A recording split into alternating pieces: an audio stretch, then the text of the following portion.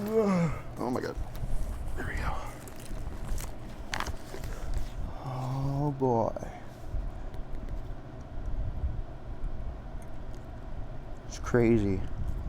The note, as well as just seeing the historic phase from that to that, kind of crazy. Yeah. We're gonna make one of those. What are we gonna use? I buried it. Oh no. That did sound just a little bit fragile. Oh, that was my nap easy. What is this? What is it? Oh, it's a Mexican spiderweb. Oh, baby. I only have like 2 chunks of this stuff because, you know, it's pricey. And I'm looking at my notes on my phone right now. Who do we have? Yeah, Jesse. This is for you, Jesse. This was your request.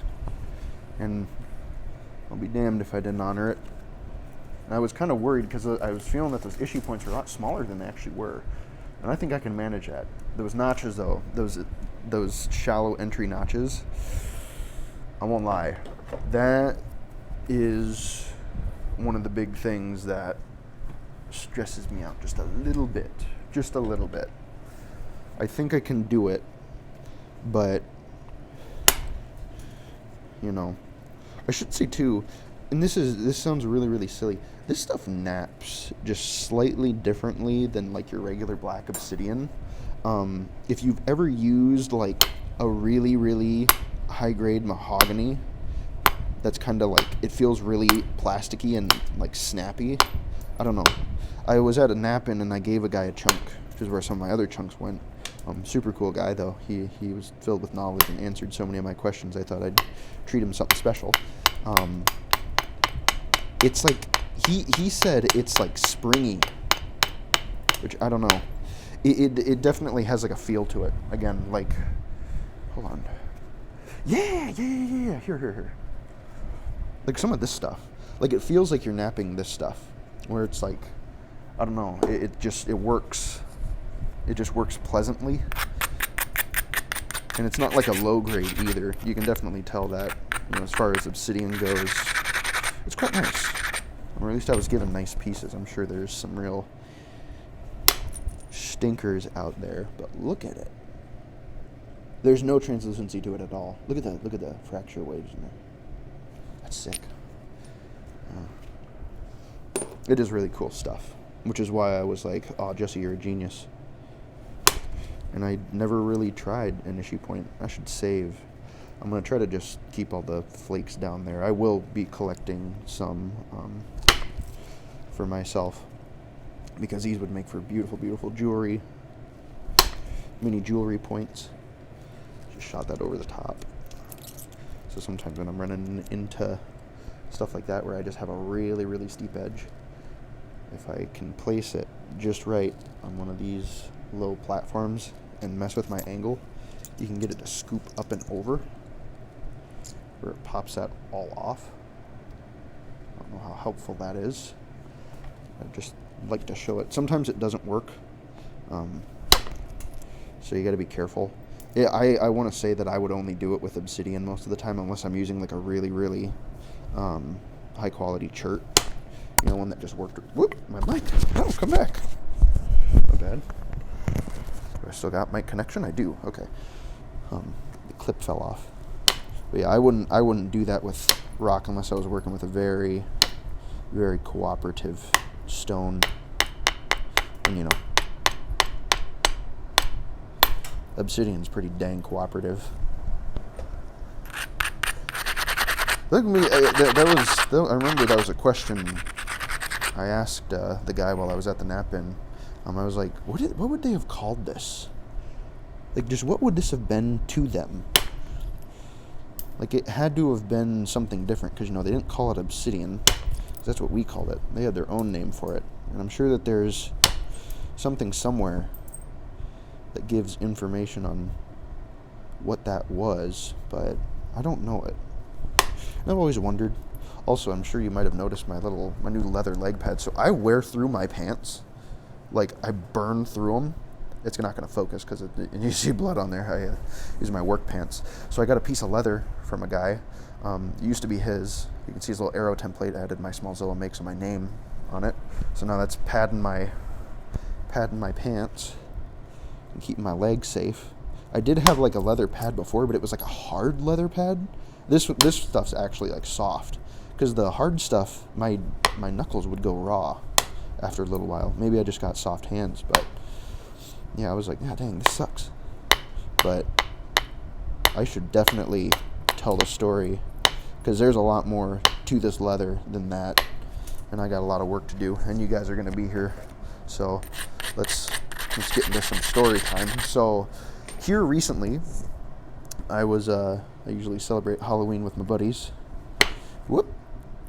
Buddies that I made friends with in college. They're down in my college town. And we always have a little Halloween celebration, watch some movies, eat some food, kind of have a good time. And I'm actually not going to be here for Halloween this year. I'm going to be in Colorado. So I don't know if it's going to mess up my upload schedule. But I was down there. Or I was going to go down there. That was my intention. And then I was just kind of messing around at work, looking at some rock on Facebook. I don't actually have a Facebook account. I just kind of browse with what it allows me until it inevitably says, no, you can't do this anymore. And then shoves the make an account thing in my face. I just refuse. I eventually probably will, though, because y'all got insane stone deals over on Facebook. But anyways, I digress.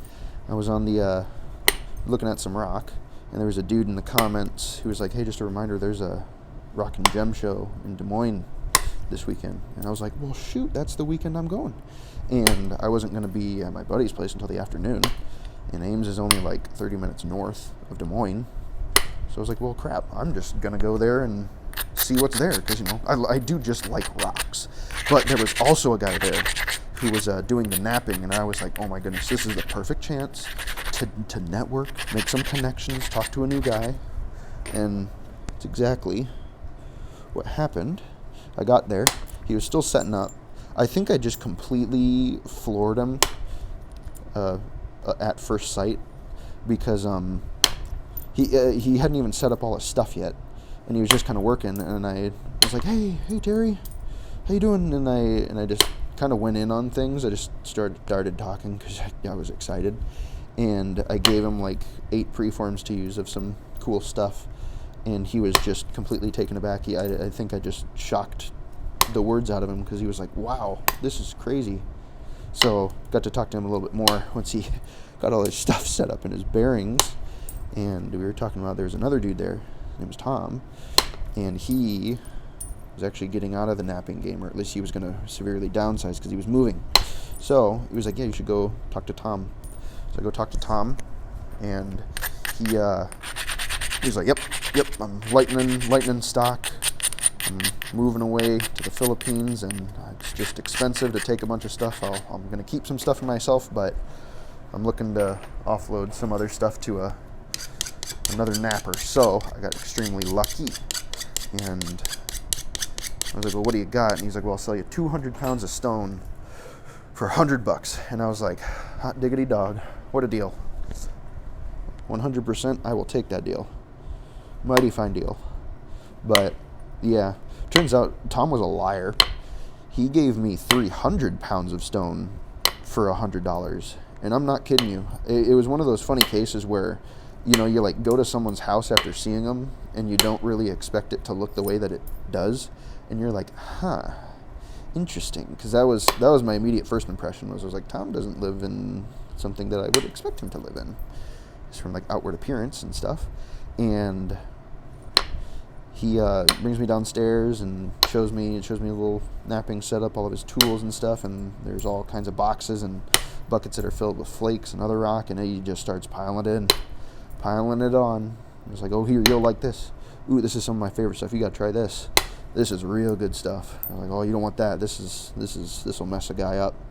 And he's just stacking stuff, more and more and more and more and more and more and more. And I'm like, Tom, I have $100. I have $100. Yeah. Well, we're getting there. Don't worry. And then he just keeps on adding stuff. There's more and more. I'm like, oh my gosh. He's like, yeah, here's some Mexican spiderweb, or not Mexican spiderweb, Davis Creek Rainbow Obsidian slabs that I got that were like $300 a piece back in the day. You can just have them. He just gave them to me.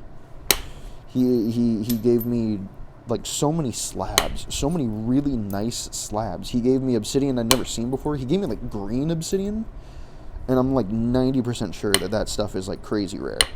I don't know if that's just me, but I could have sworn that you can't get that like green obsidian anymore, because it's like green. If it wasn't over there, I would show it.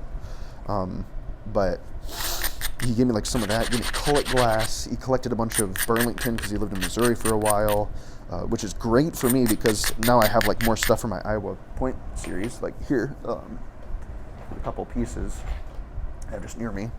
There's like some raw pieces of Burlington. See the little fossils in there. He was just giving me a bunch of this stuff, and there's so much. It's all over there. Like I can't even. He gave me. Here's another thing. He gave me a 75-pound boulder of obsidian. He just included it. He was like, oh, look at that big thing. You take that. So I took it. And now it's just like, oh my God, Tom. Like how much? I don't even know how much it would cost to buy like a 75-pound boulder of obsidian. I couldn't fit it in frame. I couldn't hold it on my lap. It's that big. It's like this big. Like it's the size of a watermelon. It's huge. I don't even know how to spall something like that down. Like, do I need special tools or something? Like, how in the heck am I supposed to do that? That's a beautiful little flake there. Let's take a closer look at him. Let's do a little bit of analysis. So what do we got? Come on. Fit back in. So we had right there a little platform where we have a nice striking area, fanned it out into this taller area. Not very crazy, but took off a little bit. And a nice flat flake. Can use that for jewelry. Like I said, I'm going to go through all those at some point and pick out some of the good stuff. I don't know if I should. Again, this feels so wasteful, kind of, because I know that this stuff's expensive, but it's mine. I'll do what I want with it. But yeah, he gave me that, and then he wasn't done. He was like, oh, hey, I got some extra stuff as well. So he gave me like a peanut butter jar filled with sinew. He gave me a gallon ice cream tub full of pine pitch. He gave me 6-foot-long bamboo reed shafts for atlatl darts, more leather, coyote hide. He gave me like moose billets, antler tines, more leather gloves. He just kept giving me stuff, and it was like, oh my God. Like, how, dude? This is crazy. I have $100. He's like, yeah, I think we're at it now. And he's like giving me, I don't know, I want to say like close to $3,000 worth of stuff. That seems crazy to say, but like I want to say that's how much it was. Like it was crazy. It was actually crazy. I'm still just blown away by how much I have now. Because I might not need to buy stuff for a good long while. Like I just won't need to. And it's like one of those, it's one of those things where you see it happen to someone else and you're like, oh God, why can't that be me? This is my first time being in the seat of the dude who's getting the stuff. Like this just never happened to me before. It's crazy. It's crazy how much. He was so unbelievably generous. And I was ecstatic. I couldn't even, let's just say I was jamming out. I was jamming out on the way back from that. It was incredible. And I'm still sorting through it all. I still have stuff that I haven't been able to sort through. So at some point when I'm do I have something here? Here's just a weird piece of novaculite that was in there. Like, what the heck? I've never seen novaculite with circles in it before. At least I think it's novaculite. I don't know. Again, he just has weird stuff in there. There's like really weird, cool stuff. was just nuts. But yeah, he was unbelievably generous, super duper kind. It was great.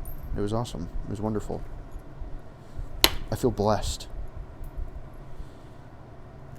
Extremely blessed. The only condition that he said he'd require of me is that if I make anything out of his stuff, that I need to send him pictures. I was like, heck yeah, I can do that. I can absolutely do that. No problemo, chief. I feel like I'm kind of... But yeah, that's something crazy that happened to me here recently. I'm still just kind of blown away by it. Just never something I would have fathomed happening to myself, because I didn't know too many. I still don't know too many of the nappers here. He did say though that if I wanted to meet a couple really cool guys to get involved in my state's historical society, I was like, well, that's a great idea. Actually reminds me of something else too. I was reading. I'm looking at the book over there. I got a good ways to go still. I was reading, and yuck, and he gave me one of his old historical society little journals that they put out. It's like, it's like a magazine subscription where you can subscribe to it and learn all the stuff. He gave me an old version of that, and I was reading it because I was bored. And there was some interesting stuff in there. Some really interesting stuff. There was actually something in there too that I was quite curious about that I didn't know the answer to. For a hot minute, I didn't know about the genetic origins of the Native Americans, because I always remember hearing, like, they passed through that Bering Strait land bridge and stuff, and that there might have been like boat things and all kinds of migrations and whatnot. And I was reading through the article, and I was thinking to myself, I was like, dang, this was written a little while ago. I wonder if there's new stuff about this, because it was fascinating to me with what they were saying in the article. And I go to good old ChatGPT, and it gives me a bunch of new articles that have been written on it. Some of them from 2018, 2025. So I was like, oh, sweet, awesome, new stuff, nice. So I'm reading the new stuff. Very different. Very, very different. The publication I was reading was from 2001. So, that's 25 years. That's a good while. That's a good while to be able to develop new scientific testing methods, different hypotheses, more archaeological sites. There's all sorts of stuff. And I was reading the new stuff, and I found out that compared to the other article, they had moved away from it was like something about like dental. It was the dental palate and teeth. They used to use like a tooth identifier method or something like that to like trace back stuff, and they kind of knew that it wasn't the greatest, but it was the best thing they had. And then like once we got really good at the equipment developed better for genome sequencing, they started to use that instead, and they found out that other method really wasn't like all that accurate. Like it wasn't really the best, so they kind of started to move away from that, and that allowed some further advancements to be made on the study of the genetics of the Native Americans. And I was like, oh dang, that's super duper sick. Like that's the stuff I like using AI for. I should say, I didn't have the AI summarize the article. I read the article. I just had it like give it to me, because I typed in a bunch of the stuff that the article from 2001 had mentioned, and I was just like, hey, how's this compare to the newest consensus of scientific literature on the genetic origins of the Native Americans?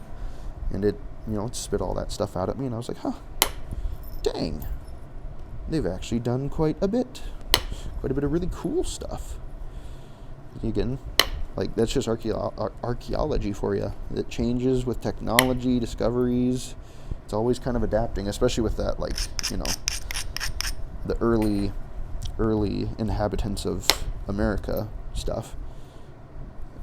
And there's, you know, who knows what the next big archaeological discovery will be. Because I'm sure there's going to be stuff that's going to keep popping up. Like, who knows what that'll change like in another 25 years. It's crazy. It's cool. Dang it, why do I keep doing that dang thing over there?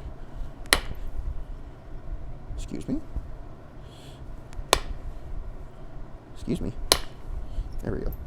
This dang little stinker. Stinky little thing. Yeah, I guess I could talk about it too. So from what I remember, big interesting thing that I learned was that I always thought that the Bering Strait, like the land bridge that they talked about, was always just kind of like narrow in that narrowest section. No. There was like an entire continent up there called Beringia, like kind of around the Alaska area, like, which is just nutty to me. Like, it had like mountains and like rivers and, you know, basically everything that we have here.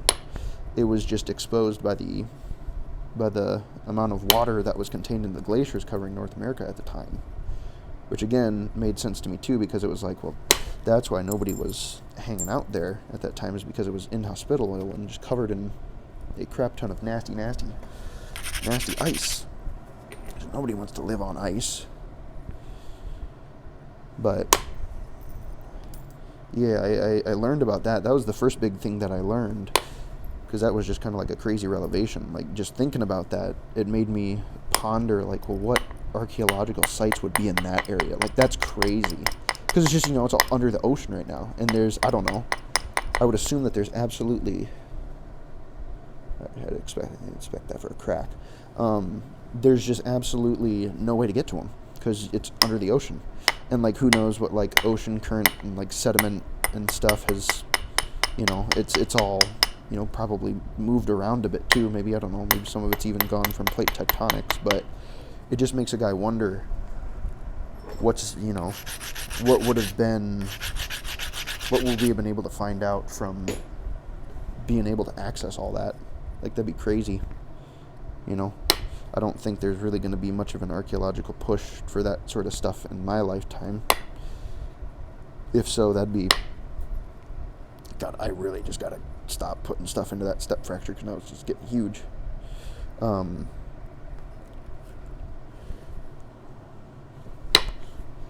miss? There we go. Took it out.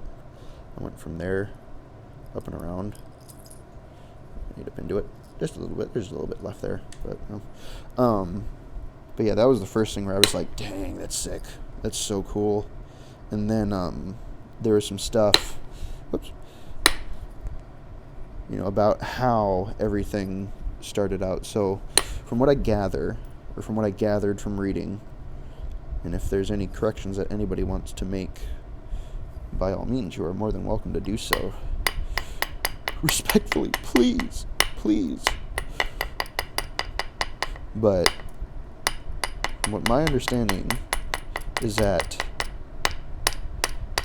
there was a group of East Asian, like genetically based East Asian group of humans that wandered around the eastern coast of Asia, and then they settled in Beringia for a hot minute, and they stayed there for a good while, like a real good while. And during that time, there was also like some genetic mixing from a tribal group somewhere in Siberia, and that mixing, it's like still very distinctive and clear. I want to say it still is in Native American tribes to this day. So that's like another little indicator about where they were. So they're in that area. And then once there was once ice started to retreat, they went down along that western seaboard and kind of went through, like, I want to say that, what did they say? It was like the Great Basin area, kind of where they went through. Apparently there's like some light evidence for there potentially being a boat migration. And then also there was some migration from South America as well, upwards north once the ice was receding. But that's kind of the gist that I got from it. I mean, I ain't no scientist. I'm just a dude who likes history, and that was cool to me. It was just a neat read. Again, stuff I just really didn't know. And then comparing it to the 2001 article, that was pretty adamant about the boat travel from, what was it, like Indonesia or what was it? Like the Polynesian, like that article in that 2001 issue was pretty adamant on that one, where it's like, yeah, this is what happened. They 100% took this way and they navigated all the way up through Asia in their boats and did that. Which, I mean, honestly, I guess I don't know enough context-wise. Maybe that is another supported strategy, so I shouldn't just discount it like that. If anybody knows or has any good scientific literature on that, I'd be happy to read it. I've been trying to take notes because that's one thing I don't know a lot about. I don't really know much about the points either. I just kind of know how to make them. But also, I'm trying to learn a bit of the history as well, just because it's cool, and I want to be able to at least be able to say some stuff, provide some kind of insight. Especially if people are asking me questions. I don't want to be... By the way, this is beauty. But yeah. That was neat. That was cool. How are we doing? We gotta get way more narrow. It's fine. There's gonna be a lot of trimming. I'm just trying to keep it relatively thin because I don't want to... I know that with those special notches that he put in on there, with the expanding notches, the thinner you have stuff, the better it's just... Not the better. The easier it's going to be. And I know I've mentioned it in other videos. I hate notching. I just do. I don't like it. I'd rather make Lancelot points. Give me an agate basin any day. I'll get really good at the super duper pretty flaking and make it look nice. But no, everybody likes their cool Cahokias and Stocktons and other things that are quite labor intensive when it comes to notch work. So I know I'm just gonna have a heyday with that. I can just tell. Right now I'm just kind of working on shaving some stuff down. So I'm just trying to... We have a long ways to go. This is very, very wide for an Ishi point. I'll bring the book out here. Yeah, here, I'll show you. I mean, yeah, it's pretty wide. We gotta get that pretty darn narrow if we're gonna be doing one of those. Like, whoops. I might make it oversized, but I don't know. I don't like that. No, I don't turn that. There we go. Alrighty. Let's see. Still got to trim. It's like giving it a haircut.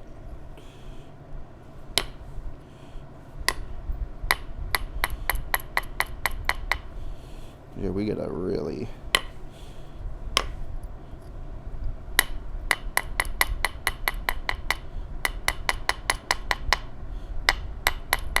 And I gotta keep it thin too. Like, that's the other thing. Again, like I was saying, I really don't...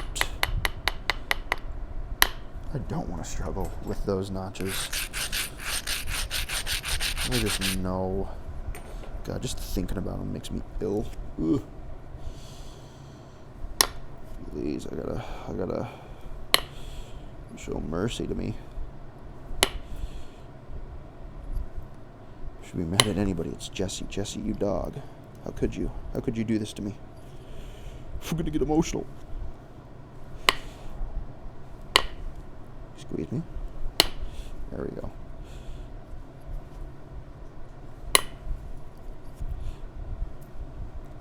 Stuff works great, though. I tell you what, works real good. Flakes are sticky sometimes, though. They won't like kind of fall off like some other Obsidians, which is, you know, it's really just kind of nothing, but it's interesting to me. I want to keep that profile consistent, or at least a well-established center line. I'm just trying to think of when on earth I need to go to start going to pressure. I think I got plenty of time still, but you know, don't want to do more than I have to with the indirect, because I don't want to mess myself up. So I'm liable for that. Now we are getting into the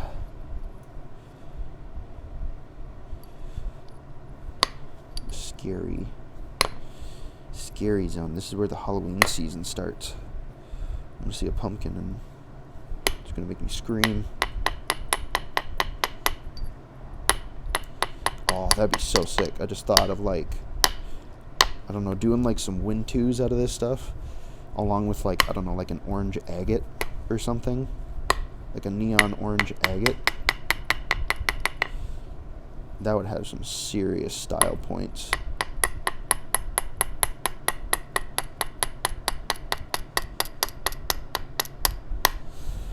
Serious style points.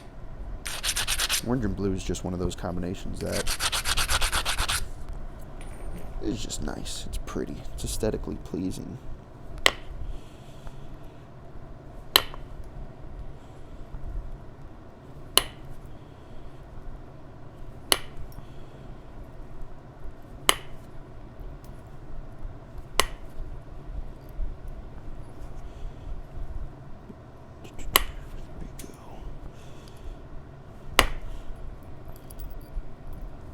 There's a little bit of a gross flake. I don't like that one a lot.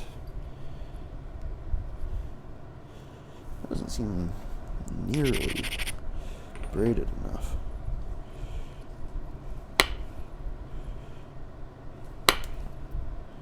Uh-oh. Oh, no, we're good.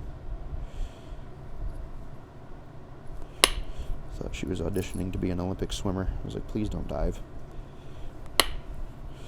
That was another thing I noticed about this Obsidian, is that it does not mind diving at all.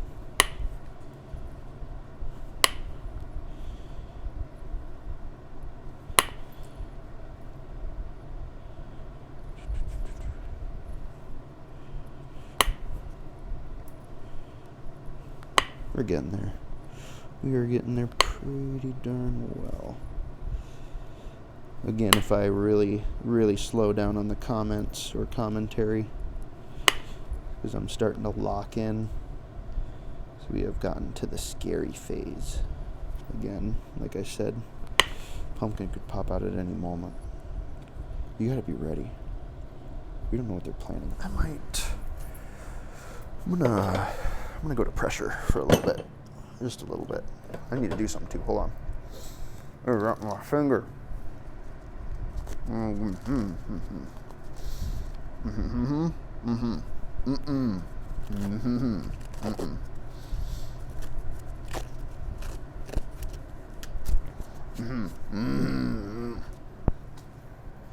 All right. If you couldn't understand any of that, I like to wrap my finger there because I always have stuff that just sneaks in on me. It always just sneaks in and drives me nuts because it's like, how do you get in there? Leave my frickin' fingers alone. because it's always like I'll be like pushing something like this, and then it'll get in between the tool tip and my shim that I'm working on. So yeah, it drives me nuts. Still need to narrow this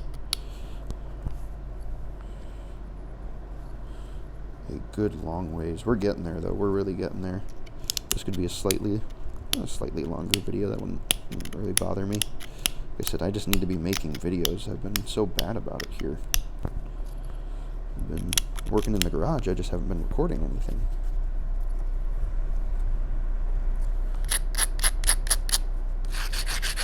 You know what they say, or I don't actually know how the saying goes. It's like that all work and no play makes Jack a dull boy, or something like that. Not that I was doing really much work at all, truthfully. I was just kind of messing around. I was up doing this at like 5 a.m. because I wake up super duper early. I had sent some of the stuff that I had made to my buddy, and he was like, dang, how early do you wake up to do that? It's like, man, I go to work and I think about breaking rocks all day, and then I come home and break rocks all day, and I am in a state of bliss.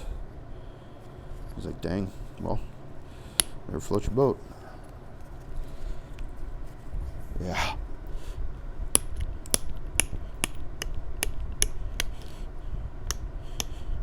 Shaving some of this down still. There's a couple things. Once I get it just a bit further in, it'll open me up for a couple more. I might bring out the precision, my precision indirect to do some edge work, because that seems smart. Because right now, like I'm saying, I'm just kind of just really want to trim this up a bit, because I just don't want to do it with the indirect. Because if I slip or something and I hit it and I blow it up, oh my god, I would need to do some editing on the video if that was the case. You know, still could happen.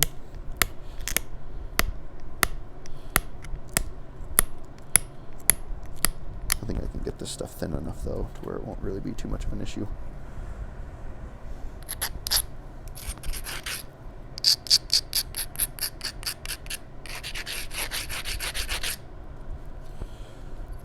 Yeah, dang, to think that.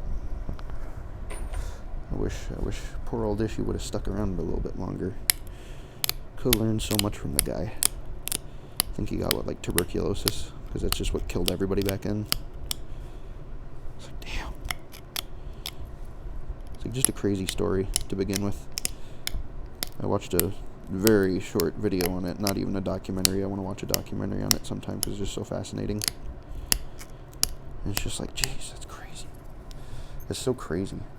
Like, I can't even fathom something like that happening today. Like, that would be nuts. That would genuinely be just like crazy, crazy nuts. I'll bring up the... I'm looking at stuff. Should I do the precision? I'm trying to think. I could do the precision. We'll do a couple. We'll see how it's feeling. Woohoo! Sorry. I mean to bump ya.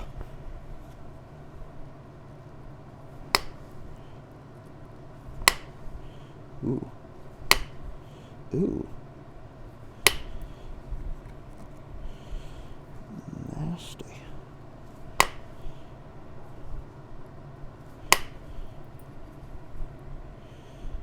Is it?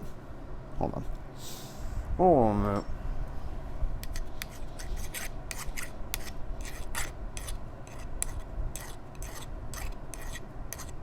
Huh. I could see just a little bit of sprue on it, which you don't really want when you're dealing with these precision indirect strikes. You want just really solid tool to material contact. It'll just give you the best results.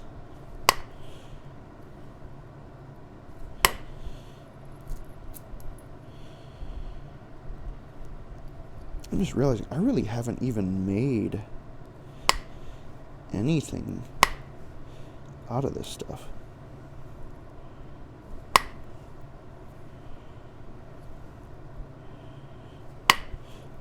I've just looked at it. I made it preform, I think. And that's just it. I haven't even done anything with it.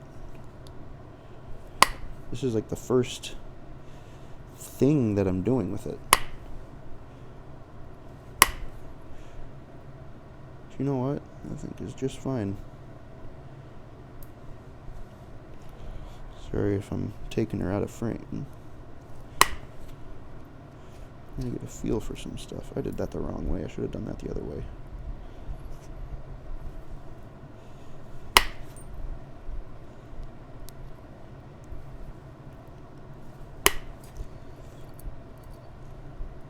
See, like that, the flakes are sticky. What the heck was that?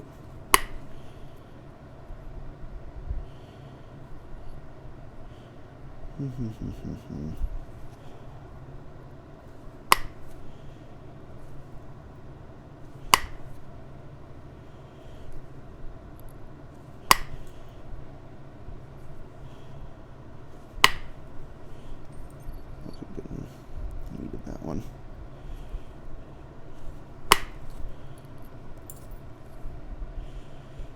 Okay, I'm gonna do a bit more pressure flaking work now. We're getting there. I just gotta clean up this edge a little bit because it's all jagged. I have like low spots and high spots. I don't like that. And there's a couple areas where I just kind of want to make sure that I give myself a good chance of running the flakes that I need. We're still really wide though, I will say. We're still really dang wide.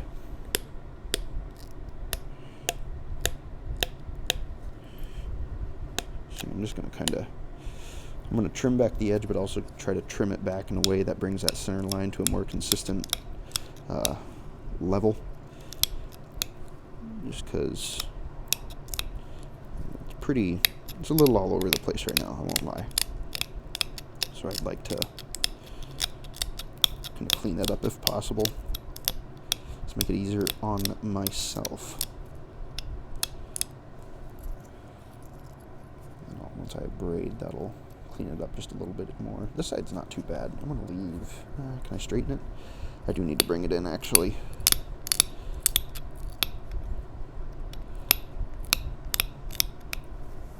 I'm sorry. I peeked over at the camera and I was totally out of frame. I was like, oh shoot. The camera's over here, bozo. It's not even focused. What is it focused on right now? I was slowly moving over that way again as well. Again, I'm trying to make sure that this thing is given the best chance of survival that it can. Sounds interesting. There's like an interesting little double flake there. That do-do-dunk. Weird.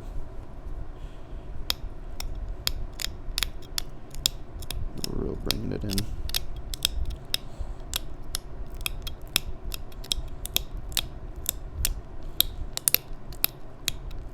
Have any of you guys made an Ishi point before?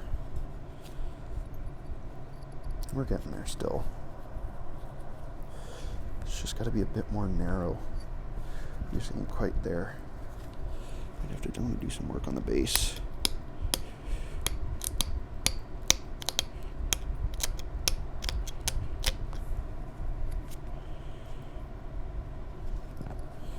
That needs to be remedied. This weird little steppy area up in here. Because it goes up. Like that really needs some center line adjustment real bad. Give her a bit of abrasion now.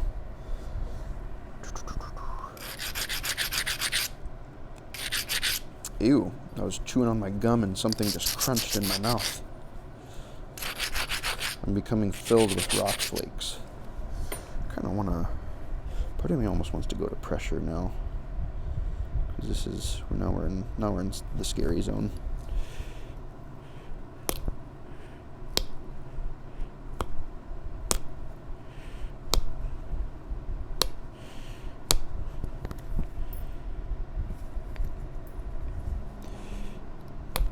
I'm really not squeezing it in my palm pad. I'm pushing it up against my my fingers, so I'm pushing in, so that way I'm not like clamping down and bending it. Because you want to know what happens when you try to bend obsidian?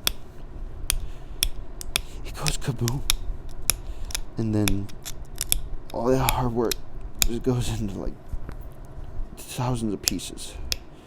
And you're thinking, well, that just smells. That sucks. I don't like that happened. And then you just kind of sit there for a little bit and you try to get back into it, but you can't. Because you're just like, I can't believe I did that. Raise your hand if you've been there. I have many times. Also, I will say it is gorgeous outside. I might have already said that, but I'll say it again because good weather deserves the praise. I need to do some gentle work here for a second. 1 minute.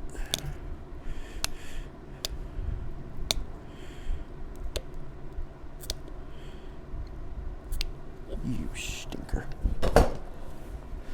Get out of there. There we go.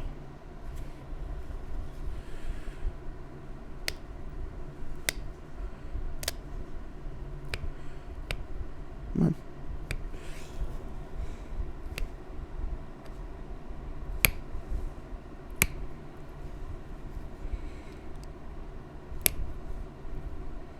Can I even abrade this? It abraded so weird.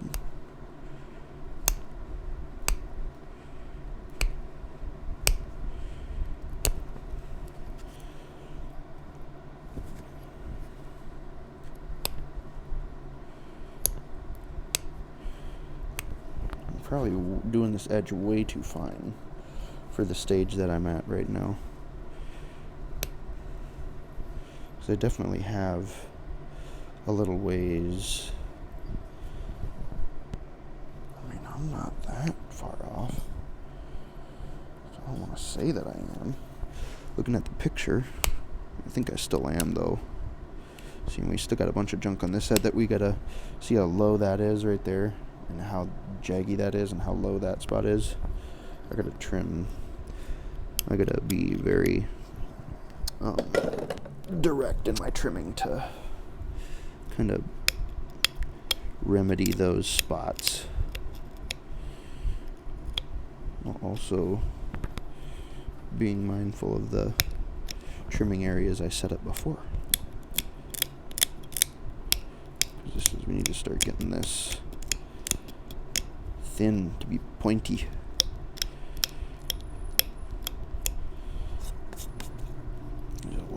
Dastardly flakes. These are the ones that get you. Because they get in your shoes, they get in your bed, they get in your coffee. They're evil. Those are the evil flakes. Downright diabolical. I had a piece of obsidian that was just this, it looked like a stinger, and it went in my leg. Holy crap, did that hurt. That thing was, I was like, that was not nice. That was very, very unpleasant. And, okay. And I was not a fan of that.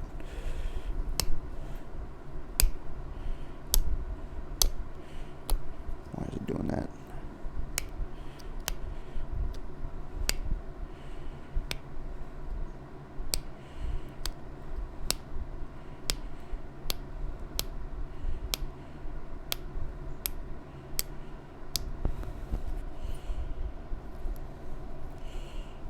Moving her up.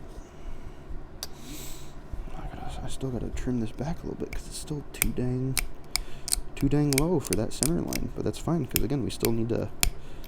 We're getting reasonably close. I think we're getting close enough to where I might. I don't know. I almost want to call it at some point because it's gonna be just like. Let me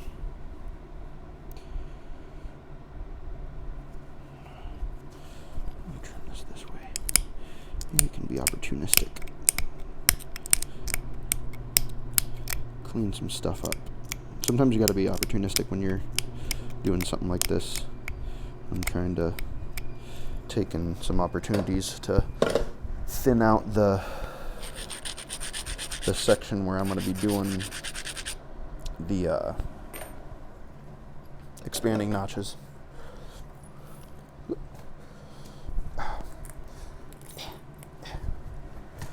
There. Ooh, hold on, that pulled my pants way up.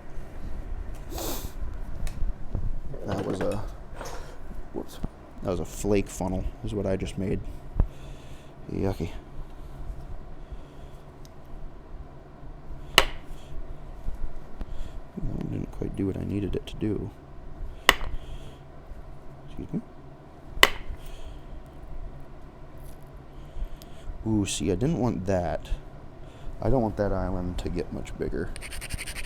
I need that to not exist, please.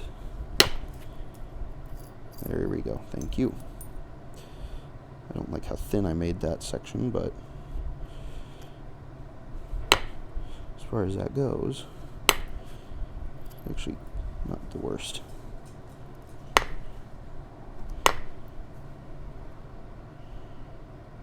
Could be worse.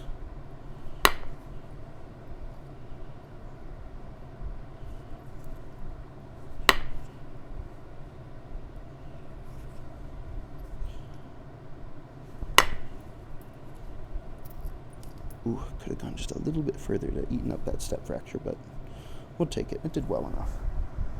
I'll praise it. I will praise it.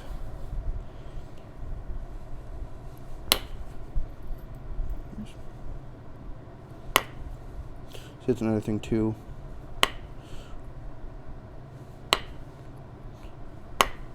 Come on.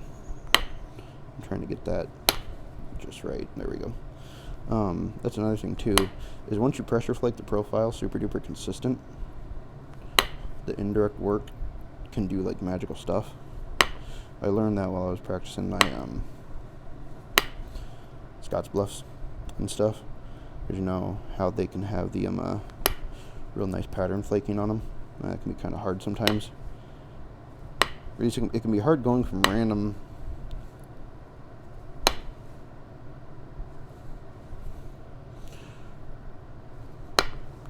flaking to that like really nice sequential flaking, because I need my dang, I was gonna say dang, I just need this thing. The tip of it's too wide.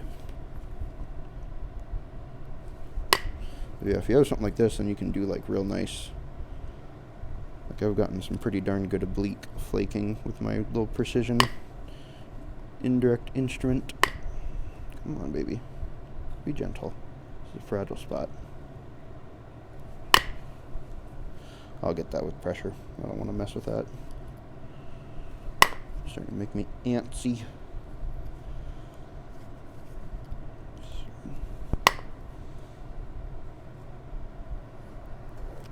Hopefully I'm keeping it all in frame. I'm not going to let perfection get in the way of completion on this. So I'm just happy to have a neat little Ishi point, you know?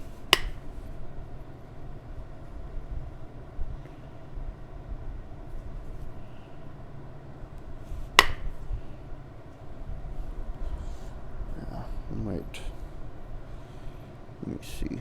There's just a couple more spots, and we're like right there too. I'm probably gonna, once I organize this edge just a bit more, I'm gonna start cleaning up the base for those notches. And this could be just like a final little sharpening that I'm doing to get stuff organized, because I might have just done all the edge work that I needed to do.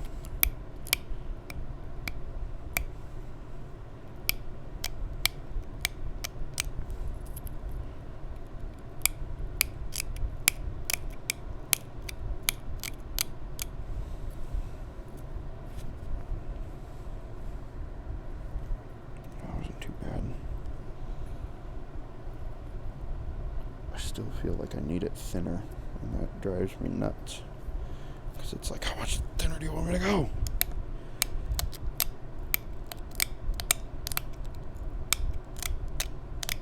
Lose all my marbles.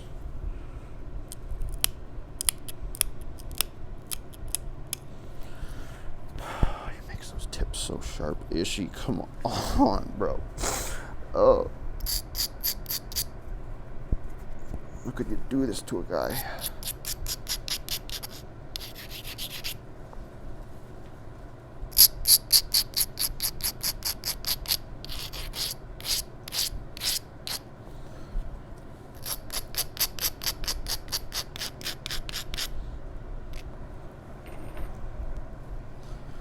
This will probably be my final pass of sharpening. I can do it how I need to.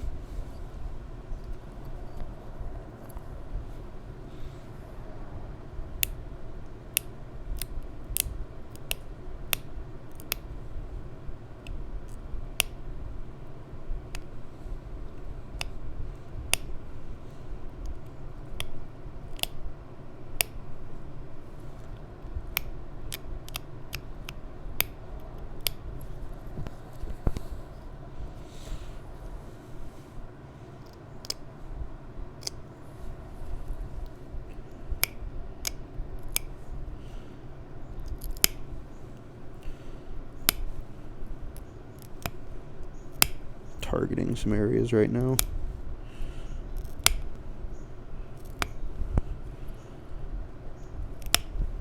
Very specific ones. God.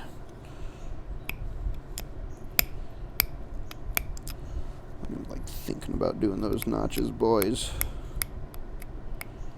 We can do it. I don't think I've gotten this thin enough personally.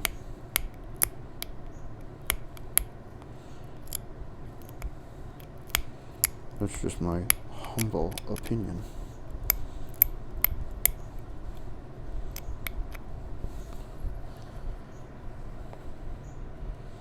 I'm definitely still gonna try to shoot one or two thinning flakes up into here on this particular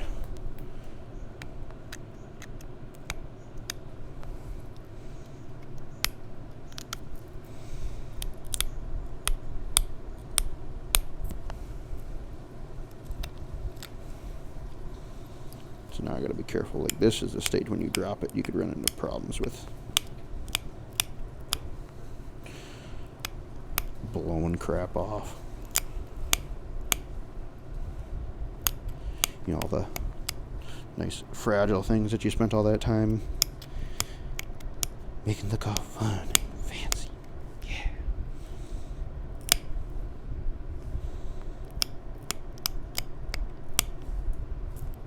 And then again, a lot of this is just kind of trimming and sharpening and cleaning up the edge. This might be a smidge wider than most Ishi points, and I really definitely need to do some thinning in some areas. Need to focus on that right away. I'm trying to think. I'm looking at the thing. He puts them in like right up in here. So I'm gonna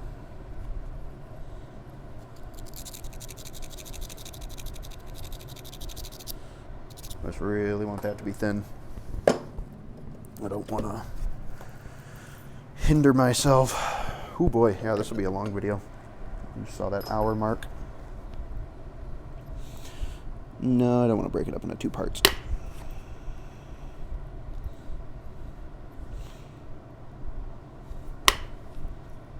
Oh, son of a gun.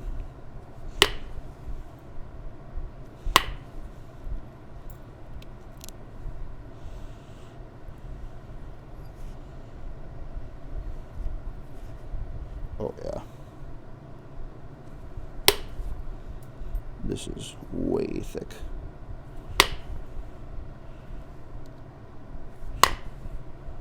Wow.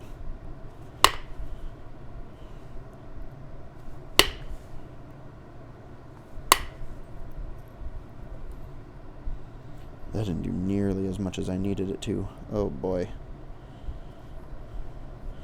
That makes a guy nervous. That makes a guy real nervous.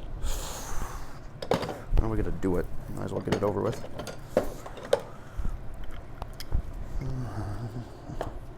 Well, this thing does still look a bit funky, personally. Yuck.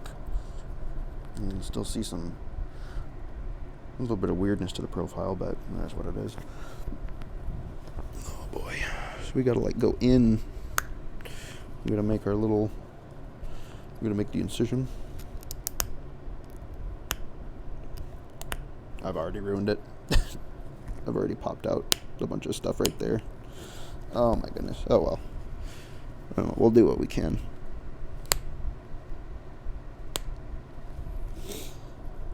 And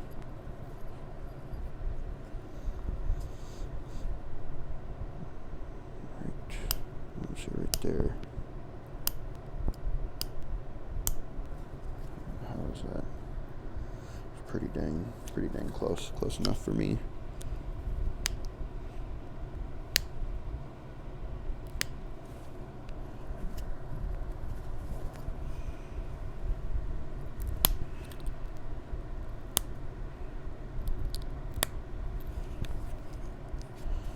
See, the good thing is that since I made this thing oversized, I can get away with messing up a couple times.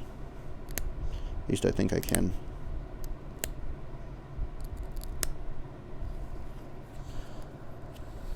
God, this is already...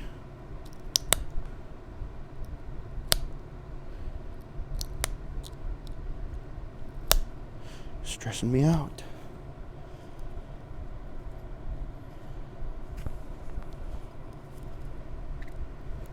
Oh, I love narrow entry notches. Do you like putting them in? No, I just like how they look. Yeah, me too, bro. Me too.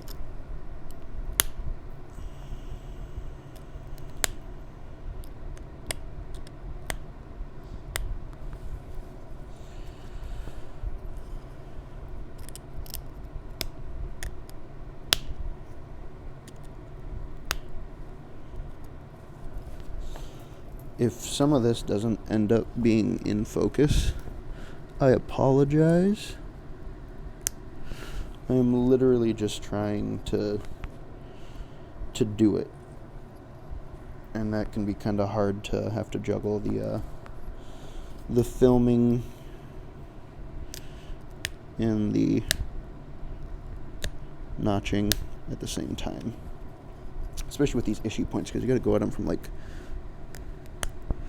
weird angles and stuff. That always throws me off.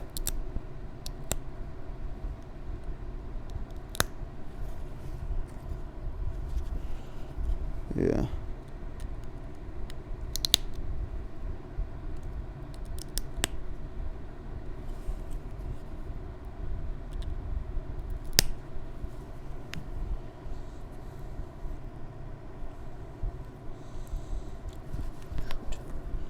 It's like, how in the heck?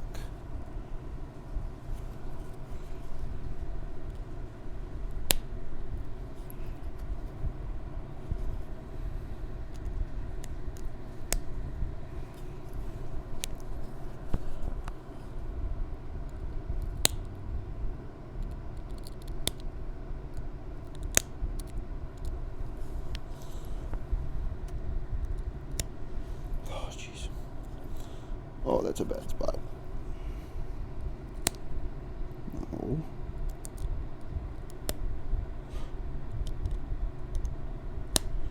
Oh, God, I need that to be a pop out. I don't want that to grind away like that. Don't do that. I don't want to stall this out. That was a big snap. Scary.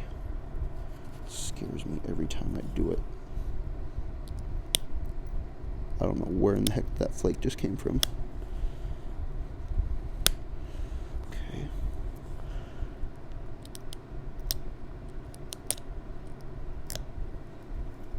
What do we got here? Bring this down just a little bit. And we've got it from the other side.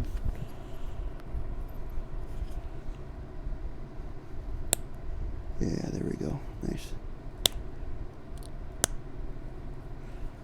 Can we get a little bit more on this end?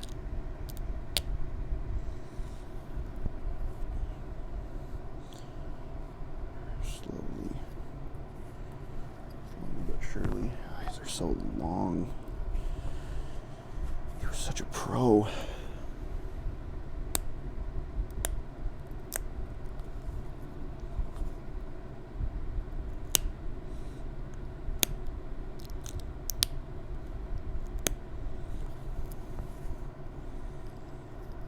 What he would have thought of us guys doing this.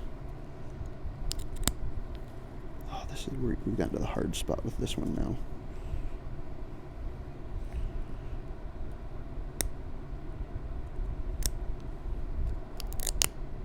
Be careful.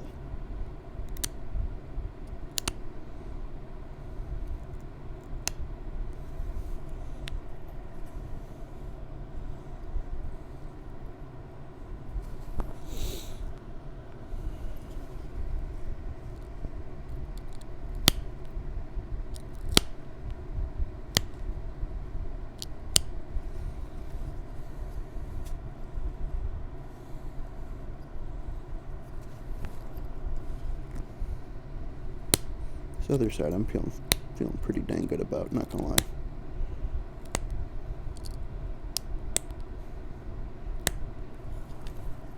I'm feeling quite good about that. If I can match that on this side. Do I have any more width to work with? Shoot, no, I gotta start going up. Dang it.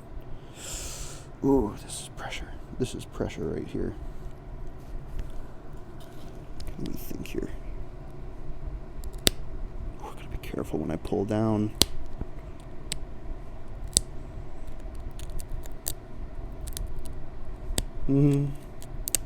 I got close to disaster there. Caught myself at the last minute.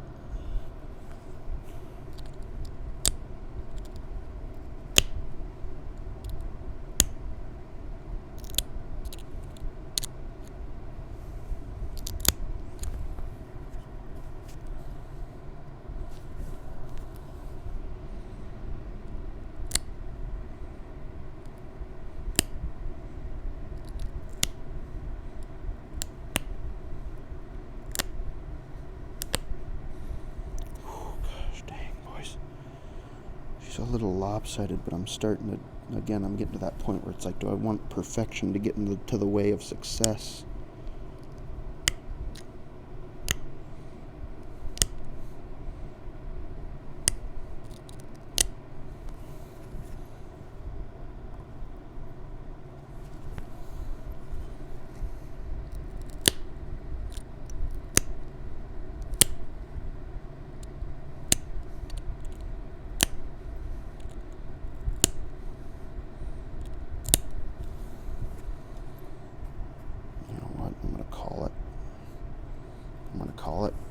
I gotta do the feedies.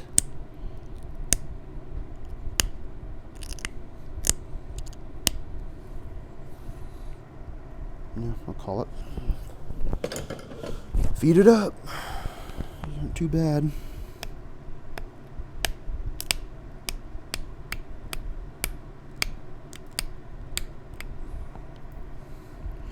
So I got these kind of turned up. His feet are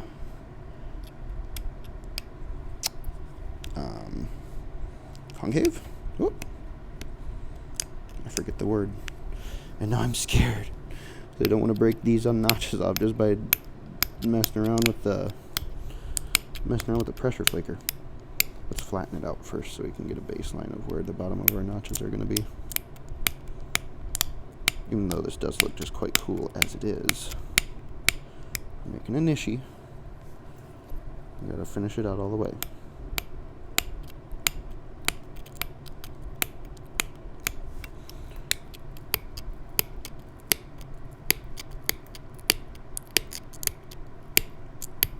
Those are the rules.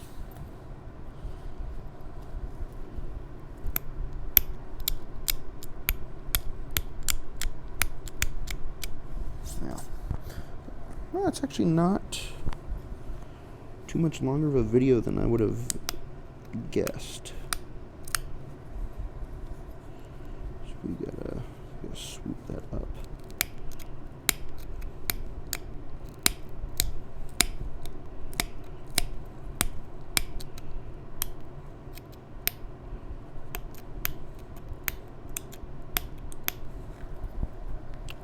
trying to be a bit courteous. Kind of wish I would have left some of the meat on the other side to kind of give it that look that this one was starting to develop. She might be a little bit lopsided. Just a little bit.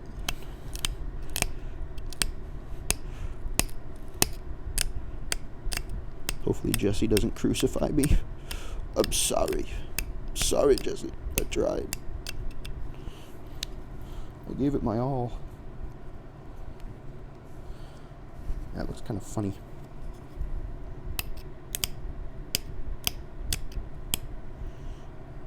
I think I kind of just made them really wide. I think I should have gone upwards a little bit.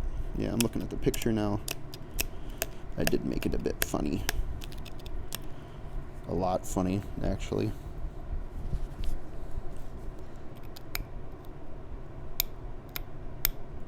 Again, Jessie will be the judge.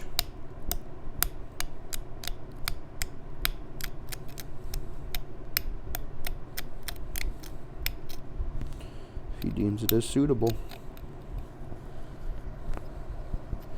He's the man. It's his request. Sharpen that tip up.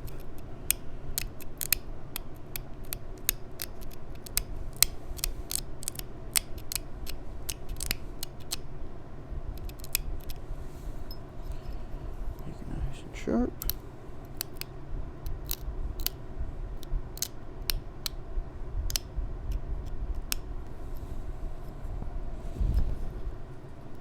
Even her out just a little bit, since we did do a little bit of... Oh, come on.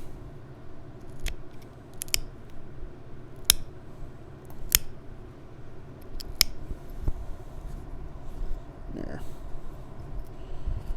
I'm still trying to... want it to be perfect. Might not be super duper perfect. But if it's going to go on my shelf, it's got to live up to my standards, and I think we've done it. Whew, my arm's tired. My arm is tired. Oh my lord, look at that. Wow. That is beautiful. Kind of an Ishi. Is it close enough to an Ishi? Maybe. Kept it pretty darn thin. Again, no translucency or nothing to this stuff.